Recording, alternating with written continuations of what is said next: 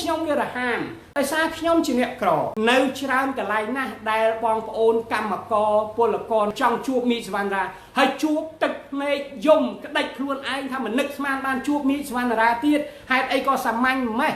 មកញ៉ាំបាយមកបើកឆ្នាំងញ៉ាំបាយកកមកអង្គុយធ្វើលក្ខណៈសាមញ្ញមកពីពូខ្ញុំវារហាមពូខ្ញុំអ្នកស្រុកអង្គរវរីឃុំឫស្សីក្រោកខេត្តបន្ទាយមានជ័យពីមុនបាត់ដំបងដោយសារខ្ញុំជាអ្នកក្រ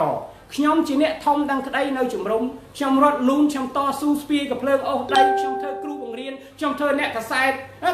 ខ្ញុំធ្វើគ្រប់សពបែបយ៉ាងខ្ញុំដឹងអំពីសង្គមនៃអ្នកក្រវាត្រូវការនៃការថ្នាក់ថ្នមនៃសម្ដីត្រូវការថ្នាក់ថ្នមនៃការចែករំលែកគ្នារស់ពីមួយថ្ងៃទៅមួយថ្ងៃដោយគ្មានការលោភលន់ហើយកុំប្រមាថណាអានឹងជាឆន្ទៈពិតរបស់ខ្ញុំបើបងប្អូនមានការលើកទឹកចិត្តគឺលើកទឹកចិត្តឲ្យខ្ញុំជួយនៅអ្វីដែលខ្ញុំអាចផ្ដល់នៅធម្មទានផ្ដល់នៅចំណេះព្រោះមនុស្សខ្ញុំជាមនុស្សផ្ដល់នៅការចេះដឹងផ្ដល់នៅស្មារតីជាតិផ្ដល់នៅចំណេះដឹងឲ្យយុវជនជំនាន់ក្រោយឲ្យគាត់មានលំនឹង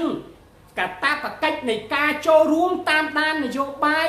ទៅលើសកម្មភាពអ្នកនយោបាយទៅលើសកម្មភាពអ្នកដឹកនាំប្រទេសថាតើតួនាទីជាប្រជាប្រដ្ឋក្នុងគោលការណ៍លទ្ធិជាតិបតៃហ្នឹងនីតិរដ្ឋនីតិបញ្ញត្តិនីតិប្រតិបត្តិនីតិតុលាការហ្នឹងត្រូវផ្ដល់ក្តីសង្ឃឹមនិងជឿជាក់ធានាការពារឲ្យប្រជាប្រដ្ឋដែលជាម្ចាស់ប្រទេសបែបណា